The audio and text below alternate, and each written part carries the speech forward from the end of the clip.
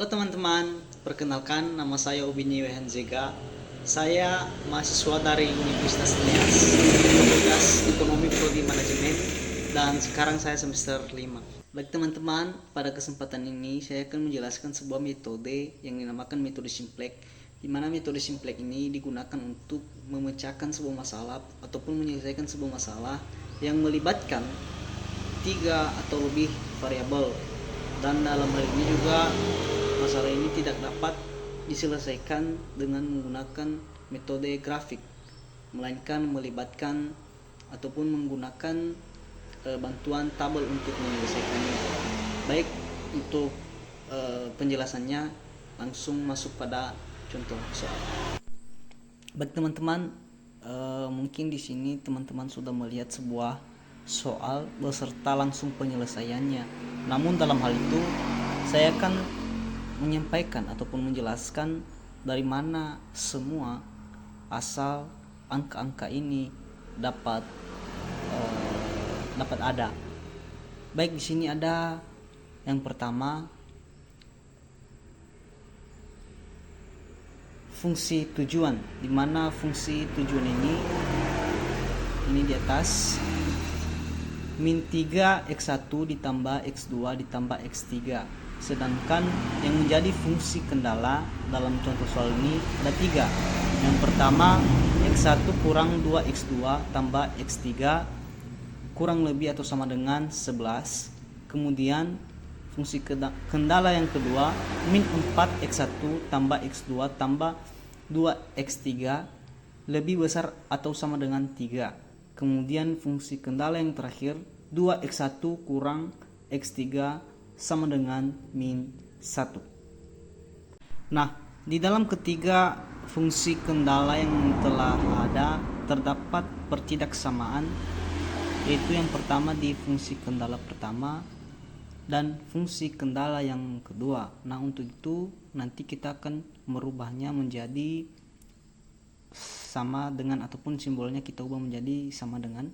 Kemudian di fungsi kendala ketiga terdapat nilai kanannya yang bernilai negatif, di mana kita ketahui bahwasanya nilai kanan pada yang kita gunakan pada metode Simplek itu tidak boleh negatif, harusnya positif. Nah, kita nanti akan mencoba merubahnya. Nah, langsung saja kita mencoba mengubah simbol pertidaksamaan ini menjadi simbol sama dengan, kemudian angka kanan ataupun nilai kanan yang bernegatif kita ubah menjadi positif. Yang pertama pada fungsi kendala yang pertama, di mana terdapat pertidaksamaan lebih kecil atau sama dengan 11. Maka untuk mengubah dari persamaan lebih kecil atau sama dengan, kita menambahkan select. Nah, sehingga jadinya nanti x1 kurang 2x2 tambah x3 tambah select 1 sama dengan 11. Kemudian di fungsi kendala yang kedua ada terdapat simbol pertidaksamaan lebih besar atau sama dengan 3. Jadi fungsi ataupun simbol pertidaksamaan ini kita rubah menjadi simbol pertidaksamaan lebih kecil atau sama dengan cara kita mengalihkannya min 1, sehingga nantinya berubah menjadi 4x1 kurang x2 kurang 2x3 lebih kecil atau sama dengan 3. Kemudian selanjutnya pertidaksamaan lebih kecil atau sama dengan ini kita ubah menjadi sama dengan, ataupun kita ubah persamaannya menjadi sama dengan cara menambahkan select. Jadi selectnya nanti ada 2, select 1 dan select 2, sehingga setelah kita rubah maka menjadi 4x1 kurang x2 kurang 2x3 tambah select 2 sama dengan min 3. Nah, setelah kita telah merubahnya menjadi tanda sama dengan, maka hasil nilai kanannya berubah menjadi negatif 3, sehingga nilai kanan yang bernegatif kita ubah jadi ataupun kita ubah lagi menjadi positif dengan cara mengalihkan angka-angka ini dengan min 1, sehingga nantinya berubah menjadi min 4x1 tambah x2 tambah 2x3 kurang s2 tambah r1 sama dengan 3. Nah, setelah kita merubahnya terdapat sebuah simbol yang bertambah yaitu R, di mana R ini dicantumkan ataupun ditambah untuk mengubah nilai kanan negatif ini menjadi nilai positif. Jadi syarat untuk merubah nilai kanan ini yang negatif, jadi harus kita tambahkan R agar bisa berubah ataupun nantinya juga kita bisa mengubahnya menjadi angka positif, sehingga jadinya fungsi kendala yang kedua ini min 4x1 tambah x2 tambah 2x3 kurang s2 tambah r1 sama dengan 3. Kemudian fungsi kendala yang selanjutnya ataupun fungsi kendala yang terakhir yaitu 2x1 kurang x3 kurang minus 1. Kemudian nilai kanan yang bernilai negatif kita rubah menjadi positif, sama halnya dengan fungsi kendala yang kedua tadinya, di mana di sini terdapat nilai kanannya negatif, maka kita rubah menjadi positif dengan cara mengalihkannya dengan min 1 dan menambah R, sehingga jadinya fungsi kendala yang ketiga ini menjadi min 2x1 tambah x3 tambah r2 sama dengan 1. Nah, ini cara menyelesaikan fungsi kendalanya, ataupun ini fungsi-fungsi kendala yang sudah jadi. Nah, selanjutnya di dalam fungsi kendala ataupun di ketiga fungsi kendala ini terdapat R, di mana kita harus mencari dari nilai R tersebut. Nah, di sini saya sudah menuliskannya, dan cara mencari nilai R itu yang pertama,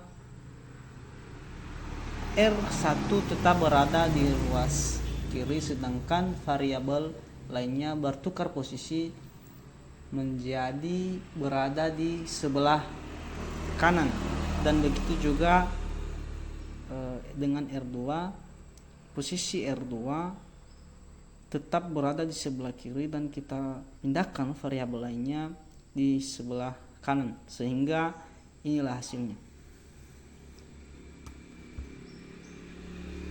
Kemudian kita lanjut pada fungsi tujuan, di mana fungsi tujuannya tadi bernilai min 3x1 tambah x2 tambah x3. Nah, di dalam fungsi kendala tadi yang barusan kita jawab terdapat nilai S1, S2, R1 dan R2. Oleh karena itu kita gabungkan di dalam fungsi tujuan, sehingga fungsi tujuannya berubah menjadi min 3x1 tambah x2 tambah x3 tambah 0s1 tambah 0s2 tambah mr1 tambah mr2. Dikarenakan dari fungsi tujuan terdapat nilai 0, yaitu nilai yang pertama 0s1 dan 0s2, maka kita eliminasi, sehingga fungsi tujuannya berubah lagi menjadi min 3x1 tambah x2 tambah x3 tambah mr1 dan mr2.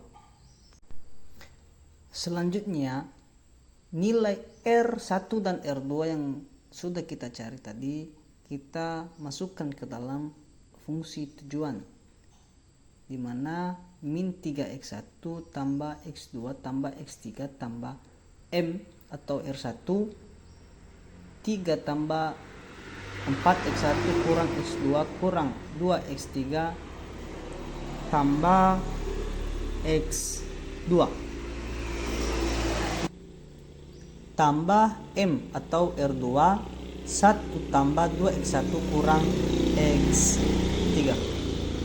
Kemudian nilai R1 dan R2 yang telah kita tambahkan tadi kita jumlahkan sehingga menjadi Z sama dengan min 3x1 tambah x2 tambah x3 tambah 3m tambah 4mx1 kurang mx2 kurang 2mx3 tambah ms2 tambah m tambah 2mx1 kurang mx3.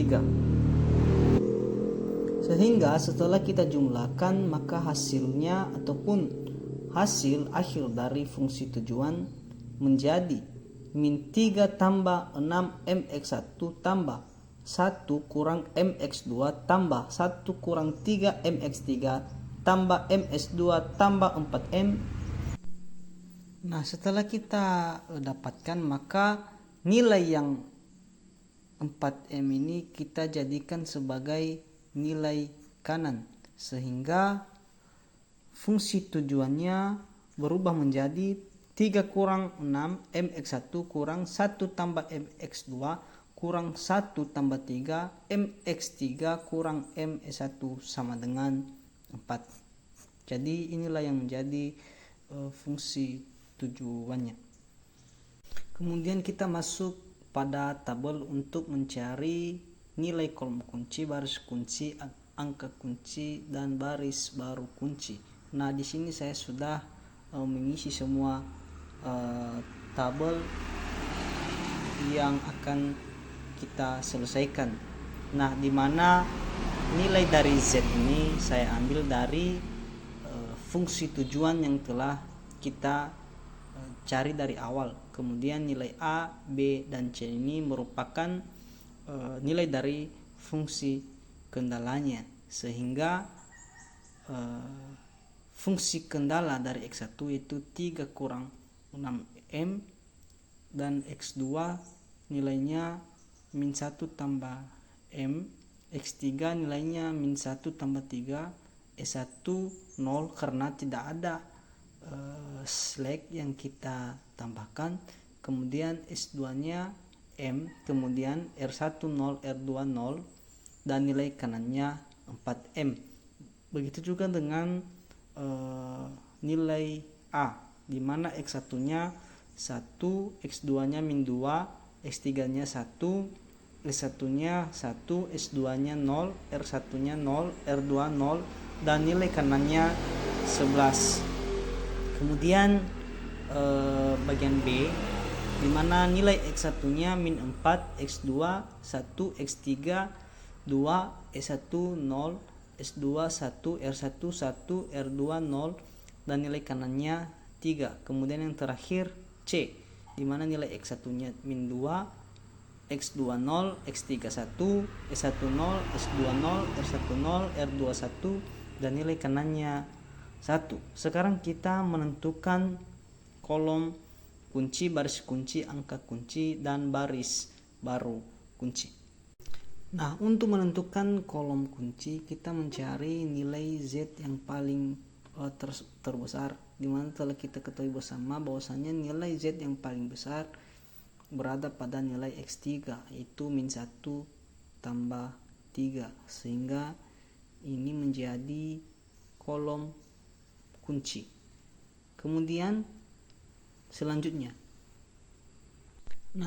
kita menentukan baris kunci, di mana baris kunci ini ditentukan dengan nilai indeks paling kecil.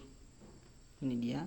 Dan nilai indeks ini berasal dari hasil pembagian antara nilai kanan dengan kolom kunci. Contohnya, nilai kanan dari 11 dibagi 1 hasilnya 11. Nilai kanan yang bernilai 3 dibagi dengan 2, hasilnya 1,5. Kemudian nilai kanan 1 dibagi dengan 1, hasilnya 1. Nah, nilai indeks paling terkecil di sini berada pada angka 1, sehingga ini menjadi baris kunci. Ini semua ini merupakan baris kunci. Kemudian kita menentukan angka kunci, di mana angka kunci ini kita ambil dari hasil perpotongan antara kolom kunci dan baris kunci, dan perpotongannya berada di titik ini, di fungsi kendala yang ketiga yang bernilai 1 ataupun nilai dari X3. Kemudian teman-teman, kita masuk pada bagian baris baru kunci, di mana langkah membuat tabel baru itu dengan menggunakan cara mencari baris baru khusus pada baris kunci menggunakan rumus BBK sama dengan nilai baris kunci dibagi dengan angka kunci. Sedangkan mencari ataupun melengkapi baris kosong pada BK dengan menggunakan rumus nilai baris lama dikurang nilai kolom kunci dikali nilai BBK, sehingga hasilnya seperti ini. Nah, teman-teman, yang harus kita perhatikan dalam hal ini itu kolom kedua atau baris kedua, di mana baris kedua dari tabel tidak boleh ada yang berangka negatif, dan di sini masih terdapat angka-angka yang bernilai negatif, di mana terdapat -2 dan -5. Nah, untuk itu hasil ini masih belum optimal, sehingga kita mencari lagi ataupun membuat lagi baris baru kunci ataupun tabel baru dengan langkah-langkah ataupun dengan menggunakan rumus yang sudah saya sampaikan.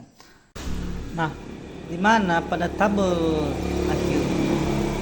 akhir ataupun setelah saya buat tabel beberapa kali, maka nilai baris kedua tidak memiliki ataupun tidak ada yang bernilai negatif, sehingga hal ini dapat kita katakan bahwasanya tabel ini ataupun nilai ini sudah optimal.